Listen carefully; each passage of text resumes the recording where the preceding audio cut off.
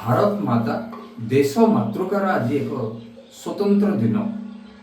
यही स्वतंत्र दिवस ओडिशार 4.5 कोटी ओडिया सारा भारतवासी को मु रश्मिरंजन द्वारा बड़ खबर तरफ स्वागत अभिनंदन और शुभेच्छा जनाऊे। सारा देश आज गणतंत्र दिवस पालन करुछि। गाँ ठारू सहर पर्यंत पल्ली ठारू दिल्ली पर्यंत सबुठी आज आकाश रे त्रिरंग पताका फरफर हे उड़ुछि। वसुदेव कुटुंबकम भाईचारार वार्ता बांटुथुवा ये मोर देश भारत माता। तेबे आम ओडिशा रे काहींकि सारा भारत रे कला संस्कृति परंपरा को नहीं अनेक पूजा पर्वाणी पालन कराए। तेबे भारत मातार दुईटी महत्वपूर्ण पर्व जहाँकि आज आलोचनार प्रसंग। गोटी है स्वाधीनता दिवस जहाँ को आम अगस्ट 15 रे पालन करुछु। एही दिन आमे स्वाधीन भारतर नागरिक बोलाई आमे पराधीन स्वाधीनता आड़क आसी 1947 मसीहा अगस्ट 15 तारिख से दिन ठारू आमे अगस्ट 15 को स्वाधीनता दिवस रूपे पालन करुछु। अन्यटी होची साधारणतंत्र दिवस जहाँ को आमे हर्ष उल्लासर सह जनवरी 26 तारिख रे अर्थात आजिर दिन रे पालन करुछु। तेबे आजिर दिन रे अर्थात साधारणतंत्र दिवस रे रायगड़ा जिले में एक भिन्न दृश्य देखा मिली। पूर्वतन मंत्री जगन्नाथ सारका पताका उत्तोलन करिसेंती। सेठी गोटे भिन्न दृश्य देखा मिली। जगन्नाथ सारका से थिले ओडिशा सरकार पूर्वतन मंत्री। यथाक्रमे से अनुसूचित जाति जनजाति कल्याण विभाग मंत्री थिले परे आईन मंत्री मध्य थिले। तेबे सी आज जो पताका उत्तोलन करिसेंती ता उपरे आजिर तर्क बा आलोचना बा आजिर प्रसंग गोटे वार्ता तांकर ए जो पताका उत्तोलन करछन ता उपरे गोटे वार्ता देबा को चाहूछु। सोशल मीडिया रे गोटे दृश्य आमे देखबा को मिलिथिलो जेउठी जगन्नाथ सारका तांको किछि परिजनक सह किछि आत्मीयक सह एक कथा कहूथबा लोकंक सह उठा बसा करूथबा लोकंक सह पताका उत्तोलन करिथिले। सेठी गोटे दृश्य आमे देखिथिलु। से दृश्य को नै आजिर आलोचना आगो को बढ़ेबा।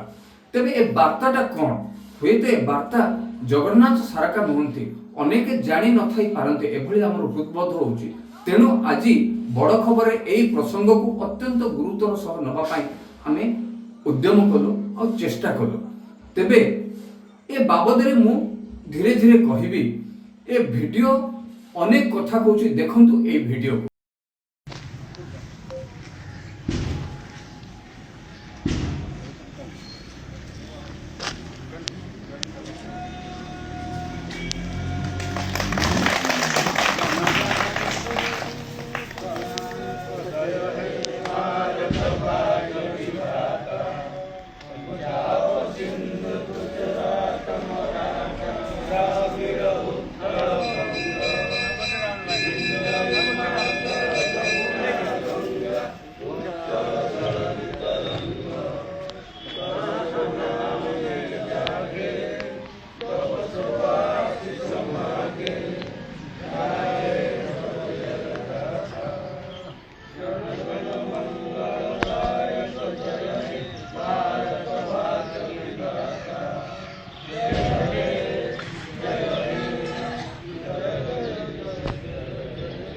वंदे वंदे जय जवान जय किसान, जय जवान जय किसान।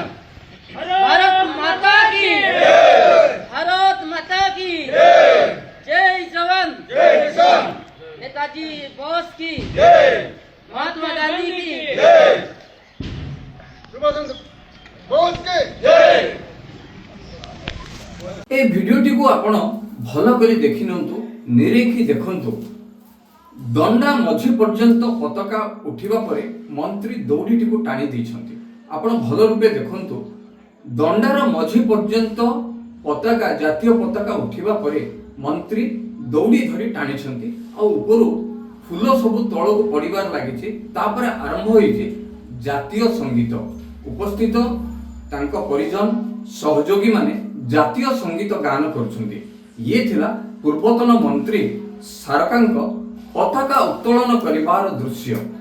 जेतेबेले से पताका उत्तोलन करुछन्ति सेतेबेलर दृश्य। तेबे सारकांकर ई पताका उत्तोलन रे कोन भूल थिला कोन त्रुटि थिला ए उपरे आमे आलोचना करिबा। पताका उत्तोलनर सारांश कहबाकू जाउछि। एबे जेतेबेले आमे भिडियोटी को देखिले आमे भाबिलु पताका उत्तोलनर सारांश ओडिशावासी को जणाइबा आवश्यक अछि, मुख्यतः जगन्नाथ सारकांको जणाइबार अछि। तेबे ए सारांश जेतेबेले आलोचना करूचे तेबे अगस्त 15 कोन जनवरी 26 कोन स्वाधीनता दिवस कोन साधारणतंत्र दिवस कोन ए विषय जानिबा आवश्यकता अछि। तेबे पताका उत्तोलन कथा जेतेबेले आमे आलोचना करूचे तेबे देश स्वाधीन बेलर कथा को टिके मन पकेबाकू पड़िबो। सेतेबेले इंग्रेज माने हमको शासन करथुले, दीर्घ 200 वर्ष धरी हमको शासन करथिले, अत्याचार करथुले, अत्याचारी को कबलित होइथिले सारा भारतर लोके पराधीन अवस्था रे जीवन यापन करुथिले। सेतेबेलर कथा जेतेबेले भारत स्वाधीन हला सेतेबेले आमे हमको स्वाधीन भारतर नागरिक बोलाइले ता थिला अगस्त मास 15 तारिख 1947 मसीहा। एई दिन आमे स्वाधीन होइथिलु, इंग्रेज मानक कबलरु आमे बाहर को आसीथिलु। अकथनीय अत्याचार सही गोटे निरामय जीवन यापन करबाकू आमे बाहर थिलु। लोके जो त्राही त्राही डाकुथुले सेथिरु आमे बाहर को आसीथिलु, बाहर दुनिया को आसीथिलु। कथा कहबा ठारो सब किछि हमर स्वाधीनता थिला। किंतु आमे एठी गोटे कथा कहू अहिंसार रास्ता रे ही आमे स्वाधीनता आनिथिलु। अहिंसा बल रे महात्मा गांधी को आह्वान क्रमे ता छड़ा विभिन्न देश प्रेमी विभिन्न स्वाधीनता संग्रामी को आह्वान रे आज आमे गोटे स्वच्छ वातावरण रे जीवन यापन करछे। पराधीन भारतरु आमे इंग्रेजों को घोड़ाई स्वाधीनता आड़ को आसीथिलु, स्वाधीन भारतर नागरिक होइथिलु। पराधीन भारत रे इंग्रेज माने सेमानकर पताका मध्ये उड़ेबा को पछाई नथिले।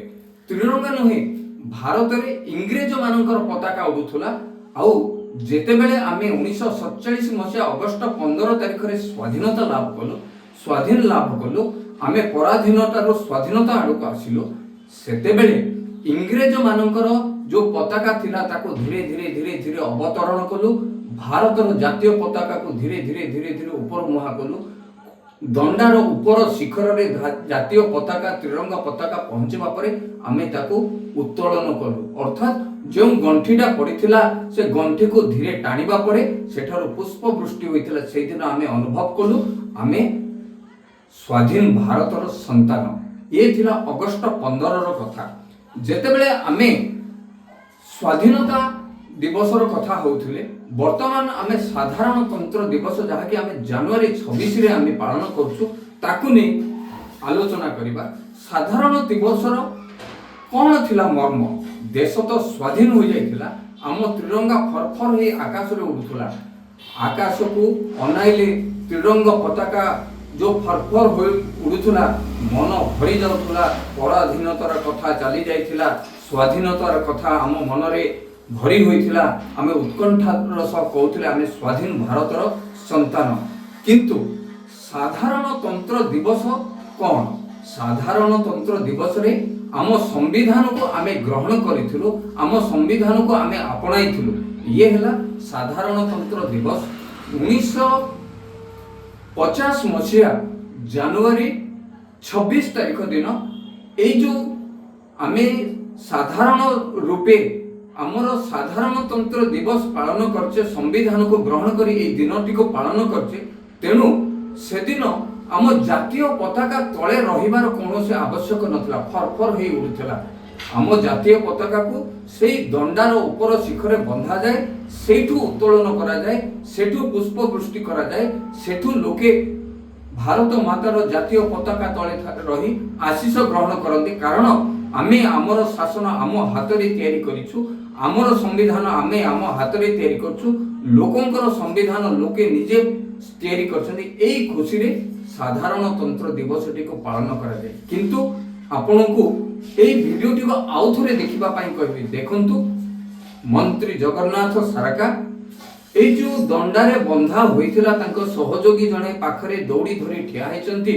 ସେଇ ଦୌଡ଼ିକୁ ଧୀରେ ଧୀରେ ଧୀରେ ଧୀରେ ଉପରକୁ ଟାଣିଲେ।